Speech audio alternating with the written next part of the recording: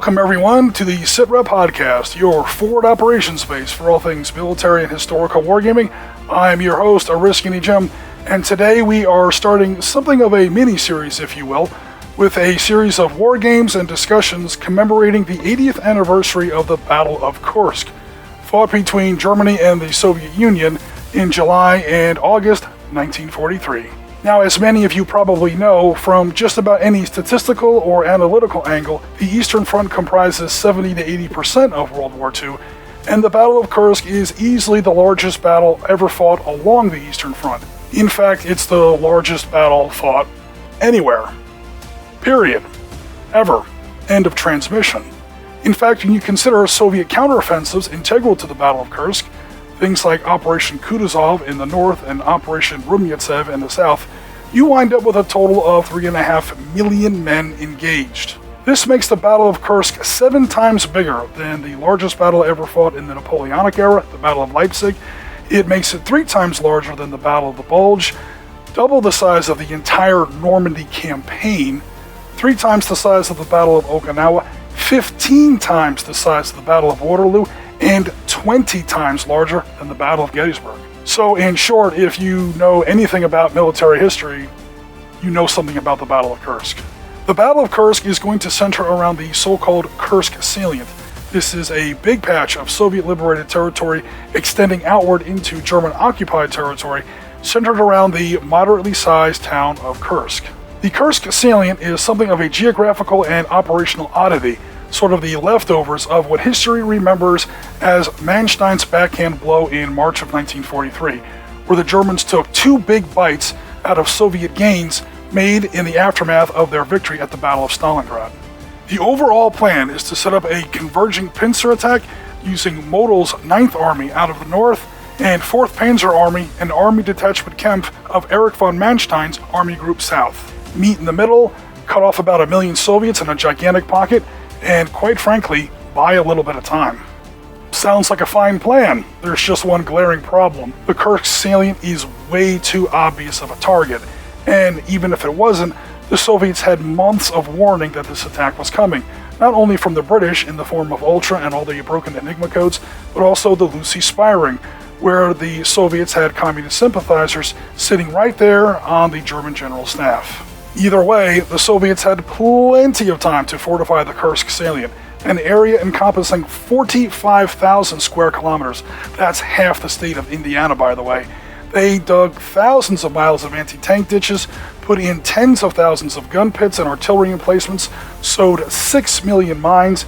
It's just belt after successive belt of defenses. Suffice it to say, the Soviets were more than ready. The Germans kept delaying their attack, pulling in more and more divisions, more new tanks, new assault guns, new aircraft, new mine-clearing vehicles. This was going to be the most powerful assault the Germans probably ever launched into a single battlefield. In truth, the Germans were also hesitating because they were just plain nervous. When General Guderian asked Hitler personally, "Why do you possibly want to launch this thing? Why do you want to attack in the East at all?" Hitler himself said, and I quote, "I know. Whenever I think of this attack, my stomach turns over." Okay, when that guy with that haircut and that mustache knows it's a bad idea, your attack's probably a bad idea. But it kicked off anyway. After some preliminary maneuvering and assaults on July 4th, 1943, Operation Citadel, the German part of the Battle of Kursk, kicked off in full on the morning of July 5th, 1943. The largest battle in human history was officially on. Today we're looking at one of the attacks launched by Army Group South, which hit the Russians along 3 basic axes: Army Detachment Kempf and the 4th Panzer Army, divided between 2nd SS Panzer Corps and 48th Panzer Corps. Today we're going to be looking at 48th Panzer Corps, specifically elements of Panzergrenadier Division Grossdeutschland, backed up by Panzer Regiment 39 of the 10th Panzer Brigade. Now, 10th Panzer Brigade is especially interesting because it included 200 of the brand spanking new Panther battle tanks. This was the very first time the Panzerkampfwagen Mark V Panther was ever used in combat. Suffice it to say, their opening day wasn't the best. Their objective on that first terrible day was the Soviet village of Cherkasskoye, one of the linchpins in that first big belt of Soviet defenses along the southern shoulder of the Kursk salient. Cherkasskoye was held by the 67th Guards Rifle Division, part of the 22nd Guards Rifle Corps, itself part of the 6th Guards Army of General Vatutin's Central Front. The scale for today's game is 15mm, played on a 6-foot by 8-foot table. The system is a very abridged system of Battlegroup by Ironfist Publishing and PzKpfw Company. Let's go to the footage and see if anyone survives.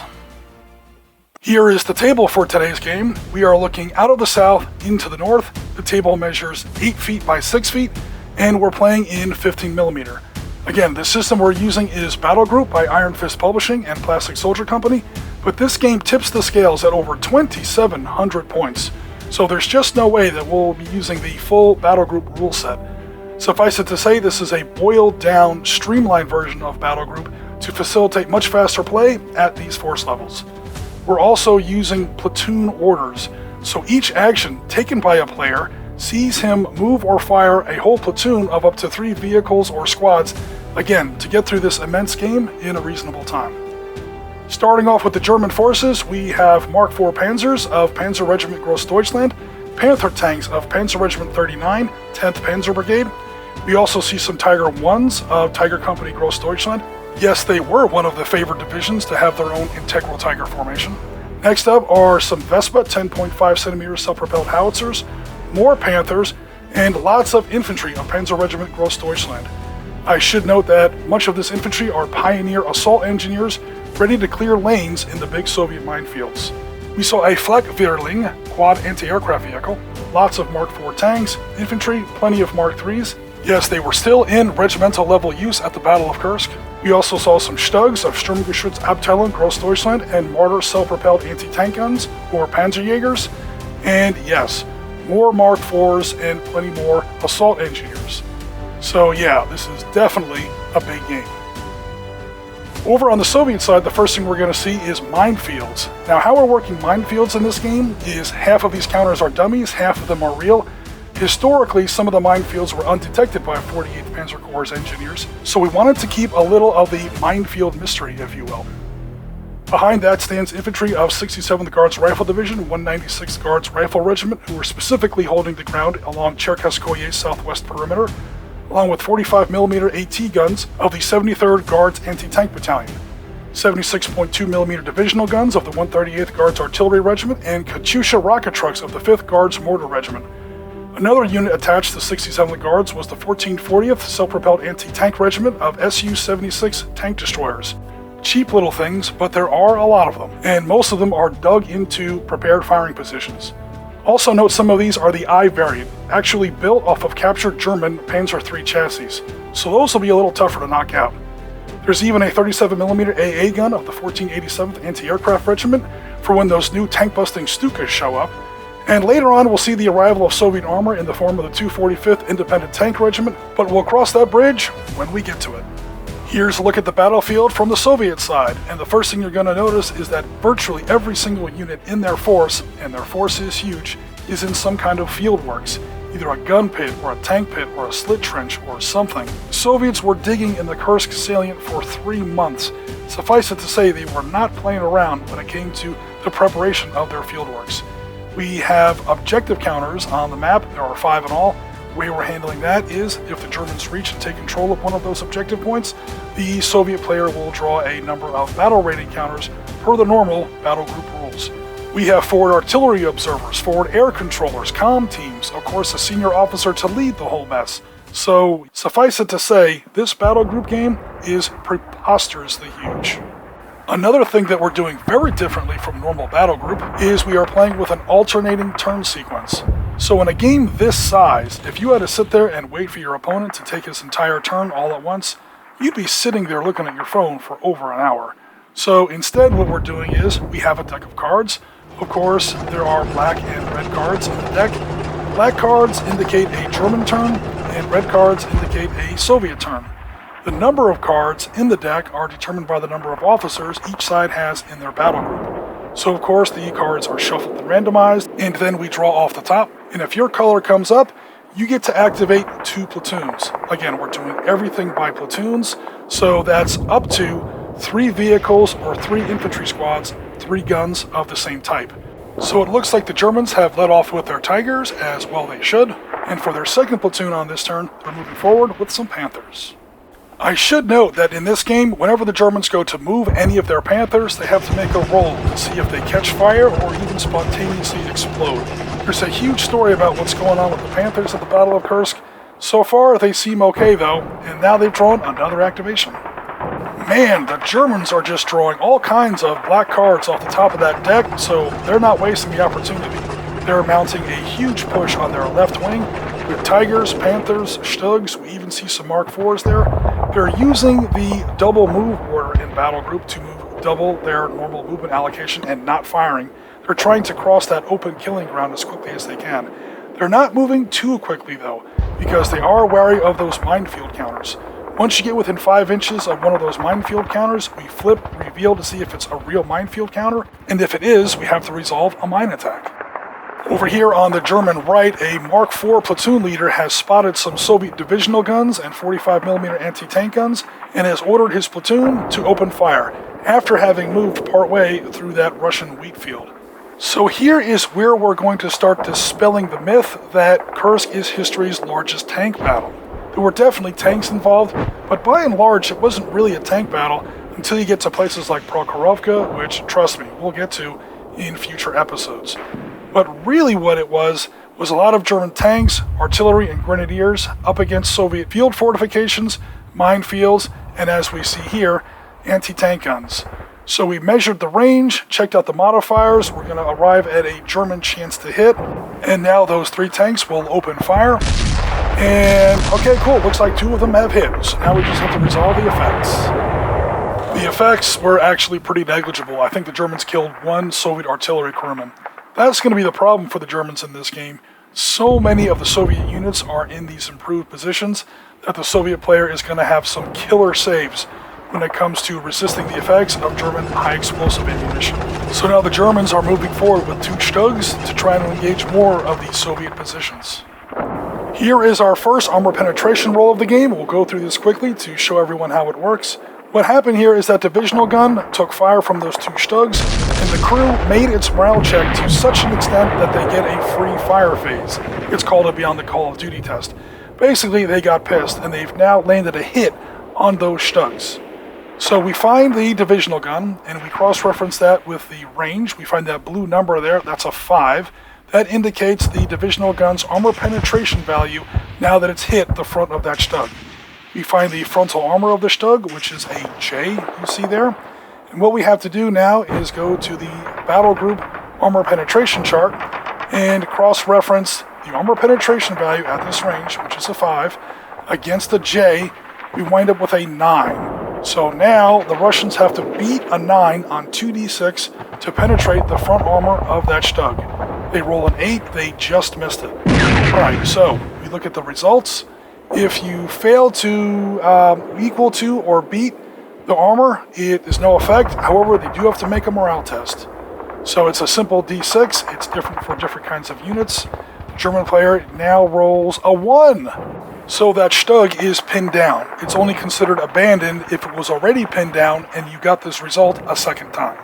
The Soviets are finally drawing some red cards, and now they are opening fire with all kinds of 45mm and 76.2mm divisional guns on those 2 Stugs. What Mark is trying to do here is score a second pin result on that Stug that's already pinned down. That's, in a lot of cases, going to be the only way he can really knock out German armor. For the Germans, the challenge in this game is going to be spotting and hitting the Soviet units, because so much of their stuff, again, is dug into these improved field positions. For the Soviets, conversely, the trouble is going to be getting through German armor. They're going to have no problem seeing them or hitting them, it's just getting through their armor, because again, we're talking about 45mm guns, 76mm guns against Panthers, Tigers, Stugs. Long story short, take your first shot, it's going to be an uphill battle. So he keeps hitting them again and again and again, forcing multiple morale checks. But as luck turns out, the only Stug that gets pinned down is the one that wasn't already pinned down previously. For the second platoon activation on that Soviet red card, what Mark's going to do is open fire with a battery of 45mm anti-tank guns, and take a wild guess who he's shooting at. He is going after those Stugs because they are now both pinned down. So 3 45mm anti-tank guns are clearly taking the double fire order. That means they get to shoot twice.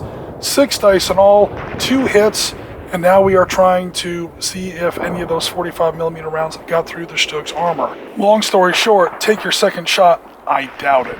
Sure enough, neither of them did get through, but that does force 2 more morale checks. So now John is going to go ahead and make 2 morale checks. There's a 5, and there's a 6. Not only is the Stug not pinned down, he gets a Beyond the Call of Duty test, and if successful, the way we're handling this for pinned down units, they're simply unpinned now. The Germans have called in their first off-board artillery mission. I should say both sides are second priority on the artillery table, and they have their own comms teams and forward artillery observers. Yeah, expect a lot of artillery in this game. They went up to division. They got 2 10.5 centimeter howitzers. The rounds landed here. Looks like they took out a truck, a Katyusha multiple rocket launcher, pinned down the forward air control team, and with a lucky double pin result, forced the crew of that Su-76 to abandon their vehicle. It's now considered destroyed for game purposes. There's been some more Soviet anti-tank fire coming off of this high ground, and what they were trying to do was land some flank shots on this lead Panther here on the German left wing. They did score 2 hits, but they couldn't get through even the flank armor on the Panther, and the crew has made both of their morale checks. Now the Germans are trying to move forward with their other Panther platoon, and again, for this scenario only, there's a bit of a special house rule that whenever a Panther unit tries to move, they have to make a special roll to, quite frankly, see if the tank even works. Historically, there were all kinds of problems with the Panthers on this day. This was their very first time in combat. Some of the drivetrains were just way too weak, and the exhaust system would build up unburnt fuel in the mufflers until it eventually caught fire and literally blew up the tank. So yeah, not a very auspicious start for the Panthers. Now that the Germans are getting closer to those Soviet minefields, it's time to start thinking about bringing forward these half-tracks that are loaded with squads of German pioneers, or assault engineers. So how we're working it is that pioneers are not attacked by Soviet minefields. Once they get within 5 inches, they flip the counter, reveal if that's a real minefield or not. If it is, they get a roll to remove the minefield counter. They can also take out Soviet blocks, barbed wire, and so on. Meanwhile, the Soviets are just opening fire with their remaining anti-tank guns over and over and over again, trying to hit that Panther. That's the Panther, by the way, whose engine has momentarily failed him. The crew is frantically trying to resolve the issue while under Soviet anti-tank fire. So the Soviets have scored 2 hits with those 2 6s there, and again, it's not a problem to hit the German tanks, it's getting through the armor. Long story short, take your third shot. A Panther's frontal armor, while not as thick as the Tiger's, is much better sloped. They have a very, very good frontal armor score. He basically has to roll boxcars to get through the armor. Needless to say, he fails on both of those attempts, but it does force 2 morale checks for the Germans. And here's a funny result. The Germans roll a 1 and a 6, so they get pinned down and then rally via Beyond the Call of Duty almost simultaneously. Over here on the German right wing, John is doing the best he can with the tools he has. I'll be honest, the real German attack is over on the left. That's where all the Panthers are, the Tigers are, and I believe the majority of his assault pioneers. Remember, that's the only way the Germans are really going to get through these Soviet minefields. So a platoon of Mark III Specials is going to open fire. They have a chance of 6 to hit, and wouldn't you know it, he winds up with 3 5s. Sometimes the dice, they aren't just bad, they're just mean. He needed 6s and he wound up with 3 5s. That's not cool. Meanwhile, he's going to activate another platoon of Mark IIIs a little bit further to the west. Again, these are Mark IIIs in 1943, not the best. They are the Mark III Specials with the longer L60 5cm gun, but still, Mark IIIs in 1943, not the best tool for the job. And oh no, it looks like he's running over some of my cows. Looks like we're having burgers for dinner tonight, boys. And Mark is also kidding around that those cows have bombs strapped to them, almost like those Soviet mine dogs that we've all read about. Spoiler alert, Soviet mine dogs were in use at Cherkasskoye historically, and we will see them on the table in part 2 of this episode. But for now, that second platoon is going to open fire and try and keep some of these Soviet anti-tank guns suppressed. John's still doing the best he can now with a platoon of Mark IVs. The problem is the Germans first have to observe. It's easier for the Soviets to spot a German tank in the open than it is for the Germans to spot a Soviet anti-tank gun dug down into a gun pit. Then the Germans have to hit. They only have half as many shots because they're usually moving at the time. Then they have to hit with a penalty for their movement and then a penalty for the Soviet field fortification. So they're usually hitting only with a 6. The good news is, whatever they hit, they usually kill. Now the Soviets are going to open fire with some of their onboard artillery, namely their Katyusha multiple rocket launcher trucks. There are 3 of them, but the good news for the Germans is they have to take a rearm order every time they fire, so they basically can only fire every other turn because it takes a while to get that weapon ready to fire again. And one of those 3 Katyushas is burning thanks to a German artillery strike earlier in the turn. But they've made their fire, and I think they actually knocked out a Mark IV with a lucky double pen result. Now the Soviets are just taking more and more and more anti-tank fire. This almost turned out to be a bolt-action kind of a mechanic where I've got this deck of cards and I'm drawing for orders. It's great at the beginning of a turn if you continue to draw a whole bunch of your cards. I hope you do a lot of damage because you know damn well that there's going to be a lot of the enemy's cards at the bottom of that deck. And now the Germans are reaping a little bit of what they sowed earlier in the turn. Mark's just drawing more and more red cards off that activation deck, and ping, ping, ping, the Soviet 45mm anti-tank guns are just hitting all this German armor.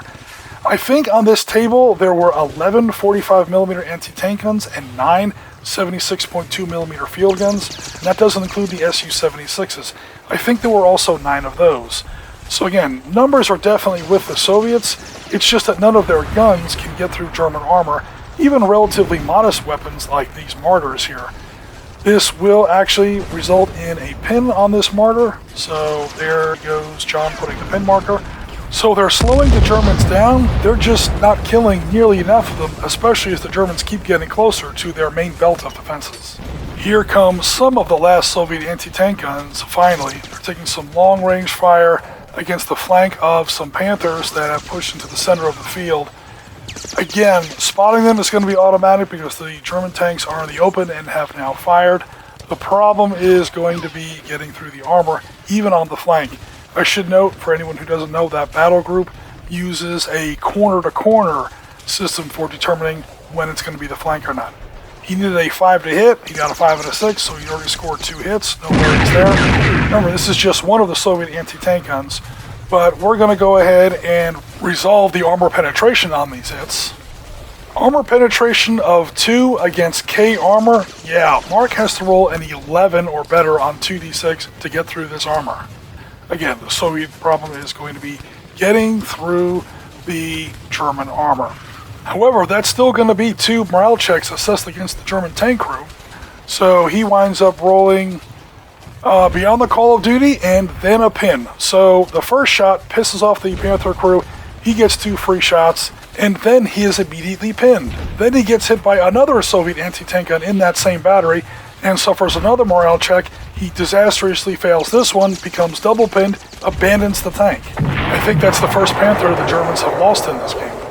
But we still have to resolve that Panther's beyond the call of duty shot as indicated by the 6 results on that earlier morale check. This is really turning into a tank melee. It's absolutely out of control here. He has scored a hit against an Su-76I. Holy crap, even against the frontal armor, he's got to beat only a 3 or better on 2d6.